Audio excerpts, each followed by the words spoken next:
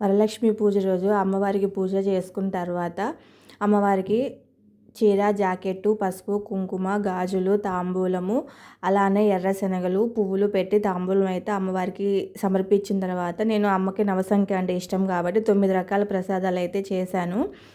Sweet చక్కెర పొంగలి, చింతపండు పులిహోర, దద్దోజనము, అలానే 9 పూర్ణాలు, 9 గారెలు, ఉడకబెట్టి తాలింపు వేసిన ఎర్ర శనగలు, అమ్మవారికి ఎంతో ఇష్టమైన దానిమ్మ గింజలు, పానకము, వడపప్పు, ఇవైతే నేను 9 రకాల ప్రసాదాలు అయితే చేశానండి. ఈరోజు పూజ రోజు అయితే నేను అమ్మవారిని వెండి పళ్ళెంలో పెట్టి దానిపైన పింక్ కలర్ కలువ పువ్వు అయితే పెట్టి అక్కడైతే అమ్మవారిని కూర్చోబెట్టి నేను అమ్మవారికి పూజ అయితే చేసుకున్నాను.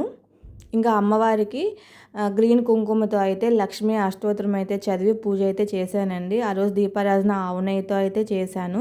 నా పూజ అయితే చాలా బాగా అయితే చేసుకున్నాను.